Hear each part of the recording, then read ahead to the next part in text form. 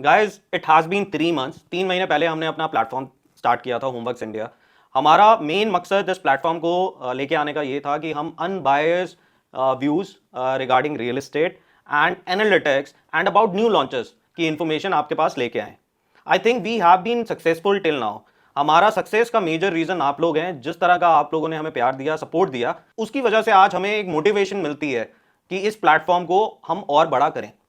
हमने कुछ सीरीज को बीच में इन्वॉल्व करा जिसको हमें लगा बहुत रेलिवेंट है to add into homeworks India portfolio. जैसे कि लास्ट टाइम हमने एक पॉडकास्ट किया था which got a super tremendous response from the market. So we tried to understand the analytics of that podcast that we did. 40,000 के आसपास views आए। Around multiple countries में लोगों ने बैठ के उसे देखा। Even in India multiple cities में लोगों ने बैठ के इसको देखा और हमारे को बहुत सारे कॉल्स आए, बहुत सारे लाइक्स आए उसके ऊपर। बस एक रिक्वेस्ट है कि जब आप लोगों ने उसको व्यू करा, around 92% of the audience seen our video and request you that around 92% of the audience didn't subscribe to our channel. शायद आप लोग मिस कर गए होंगे।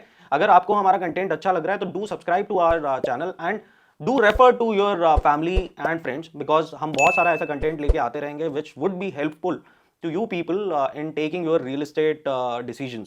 अगर आपने रियल एस्टेट जर्नी स्टार्ट करनी है या रियल एस्टेट में ऑलरेडी इन्वेस्ट कर रहे हैं तो I think this platform would be helpful to any individual who is keen in investing in real estate. Now there has been lot of queries that's pouring in.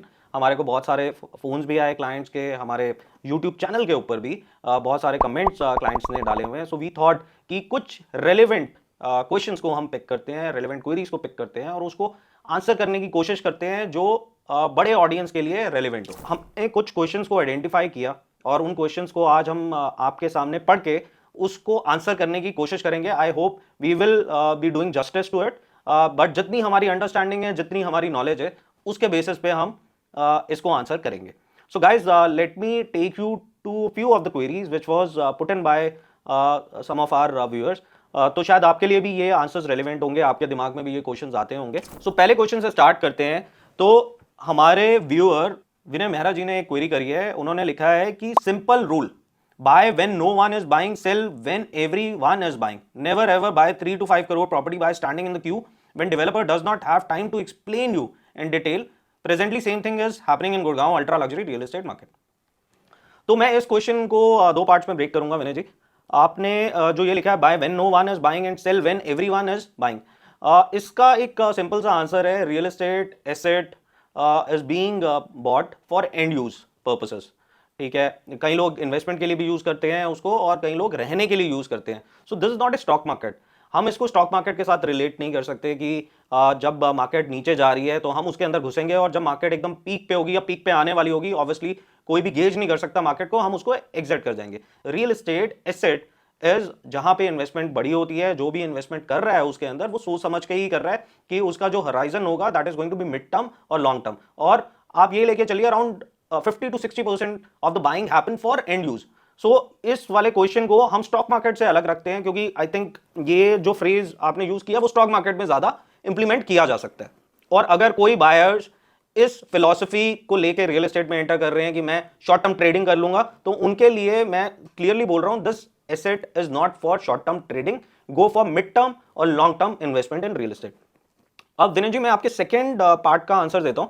Never ever buy 3 to 5 crore property buy standing in a queue when developer does not have time to explain you in detail. I totally agree कि 3 से 5 करोड़ की property, in fact 1 crore की भी property line पे लग के bye नहीं करनी चाहिए। उससे पहले आपको समझना चाहिए कि वो प्रोजेक्ट क्या है, लोकेशन क्या है, उसकी प्राइसिंग क्या है, उसके कॉम्पिटिटर्स की प्राइसिंग क्या है, आपका पेमेंट प्लान कैसा होगा, तभी आपको इन्वेस्ट करना चाहिए।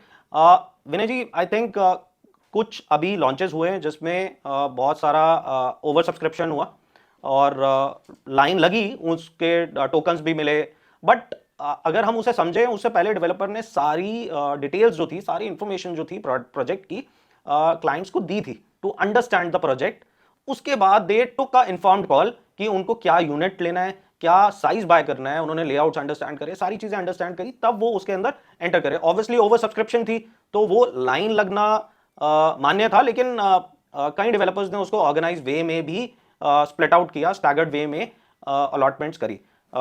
बट सारे ए ग्रेड डेवलपर्स जो हैं इसको बहुत ही सिस्टमैटिकली मैनेज करने की कोशिश करते हैं। आपने इसी के आगे एक और एड ऑन किया हुआ है, moreover one should consider what is so special about Gurgaon that is not there in other big cities like Mumbai, Bangalore, Pune, Hyderabad. Why only in Gurgaon full project is being sold in 1 to 3 days while big cities are only to sell out complete project not before at least 70% completion.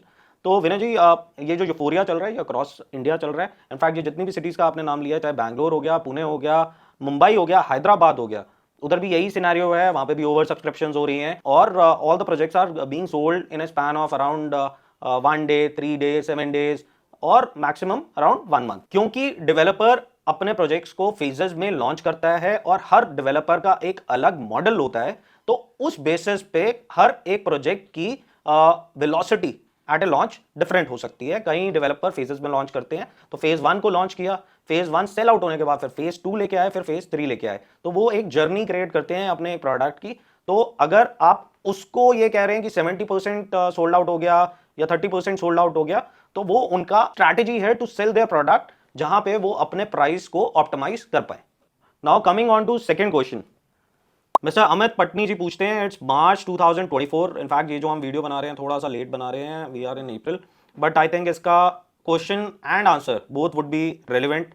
It's March 2024. Where is the sector to invest on Dwarka Expressway for long-term investment for residential properties for 2029 to 2031 long-term horizon?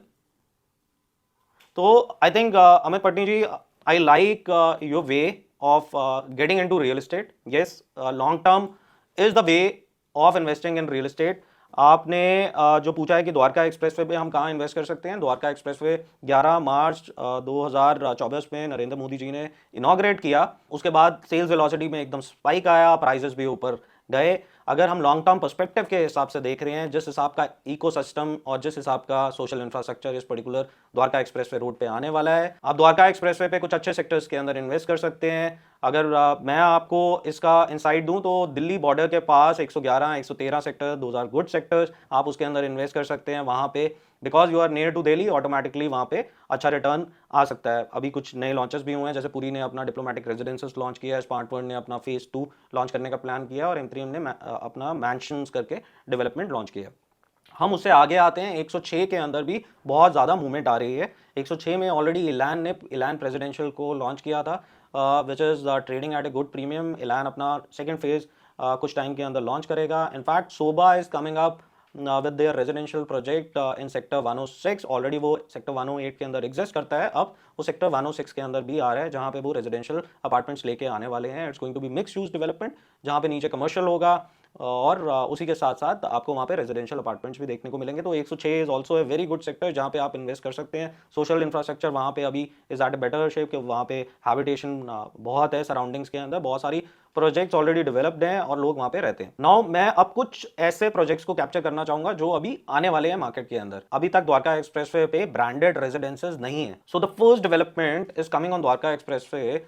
Those are going to be branded residences. Whiteland developer है, sector 103 के अंदर ये project आ रहा है, and they have tied up with Western. So Western is going to manage this property of Whiteland. Western is part of Marriott group, and Western इसको पूरा का पूरा manage करेगा in terms of its maintenance, in terms of its upkeep and everything. So I think this is going to be first branded residence opportunity that's coming on Dwarka Expressway.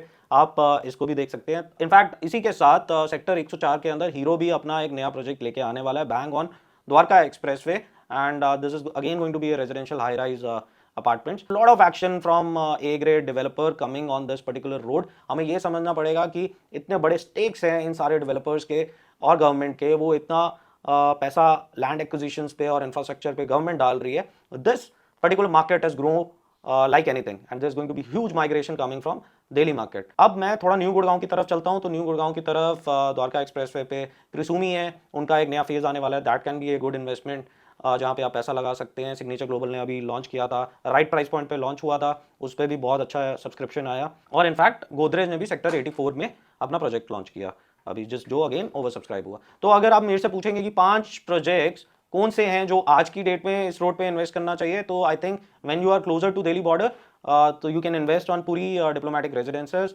The second can be M3M mansions. The third can be Whiteland Sector 103, which is going to be the branded residences. The fourth can be Krisumi, that is coming up with their new phase. And the fifth one can be Godrej Zenith.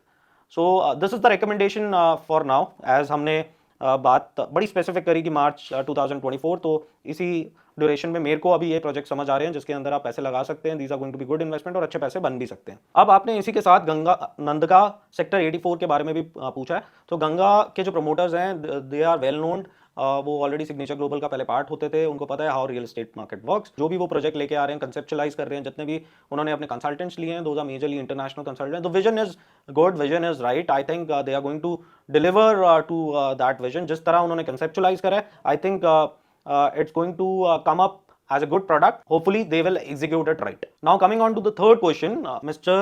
Ram Ratan Singh ji पूछ रहे हैं कि does Sobha future residents have full access to play golf at Karma Lake Lands without any requirement of paying separate membership? So Sobha ने अभी अपना project launch किया, Sobha अरान्या Karma lake lands के अंदर. राम रतन जी, इसका सिंपल आंसर ये है कि you don't become the member of Karma lake lands by buying Sobha residences.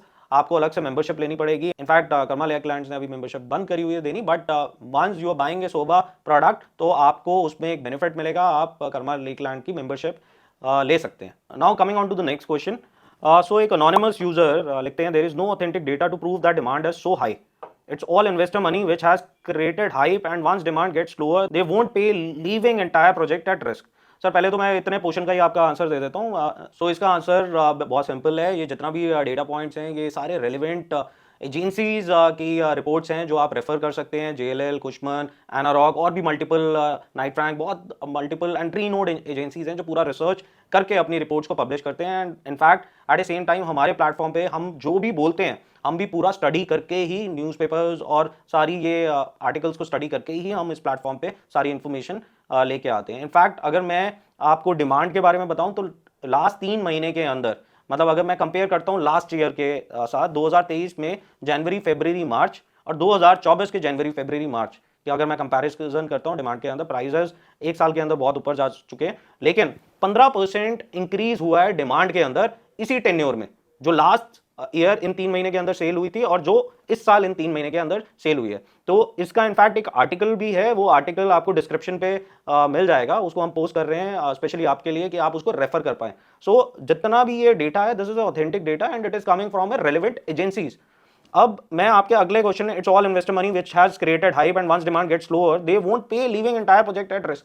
Sir हर एक के स्टेक्स हैं इसके अंदर. अगर कोई इन्वेस्टर अपना पैसा दे रहा है तो वो अपना 10% कंप्लीट करता है, BBA रजिस्टर कराता है और उसके बाद की भी जो भी पेमेंट प्लान की साइकिल होती है डेवलपर की, उसके अकॉर्डिंगली पे करता है. आज अगर कोई क्लाइंट पे नहीं करता है तो उसका पैसा फोरफीट होता है. तो ऐसा कोई क्लाइंट या इन्वेस्टर क्यों करेगा जहां पे उसका अपना पैसा रिस्क पे होगा. सो आई थिंक ये जो सेकंड पॉइंट है, ये आज की डेट में after the RERA is there ज़्यादा रेलिवेंट नहीं है. अगर रेरा से पहले होता तो 5 लाख देके वो एग्जिट मतलब छोड़ देते और ये कर देते. आज ये क्वेश्चन ज़्यादा रेलिवेंट नहीं है. Now coming to another part of your question, also recent project launches are named as luxury. Even if they are luxury, they will not be sustainable. Just like all fingers in hand, same way all category of projects is required to make the city functioning and sustainable. Absolutely right. We go with your point. Luxury is slightly exploited word in real estate. सबने ही use करना शुरू कर दिया. In fact affordable segment की जो housing आ रही है, उन्होंने भी लग्जरी को यूज करना शुरू कर दिया. In fact we are with you on this. And in fact अगर पूरा सिटी को ग्रो करना है, so there has to be housing for everyone. Now coming on to your last part, last but not the least, government should step in to have policy control, to have clear understanding if demand is end user driven or not.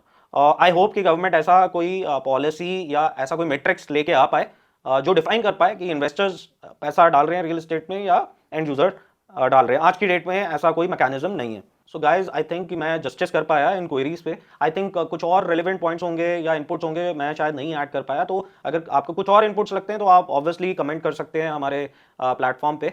We will obviously incorporate that in our future discussion. और आपके कुछ questions भी हैं जो आपको लगता है कि रियल एस्टेट में आप की कोई क्वेरीज हैं जो आंसर नहीं हो पा रही हैं, या आप फिर भी एक रीअफर्मेशन चाहते हैं कि आप कोई स्टेप ले रहे हैं, कुछ बाय कर रहे हैं और उसका आपको एक रीअफर्मेशन चाहिए, तो आप obviously you can comment on our platform. We would be happy to answer your all queries. Again I request कि आप हमारे चैनल को सब्सक्राइब करिए, लाइक करिए और अपने फैमिली और फ्रेंड्स के साथ रेफर करिए। Thank you.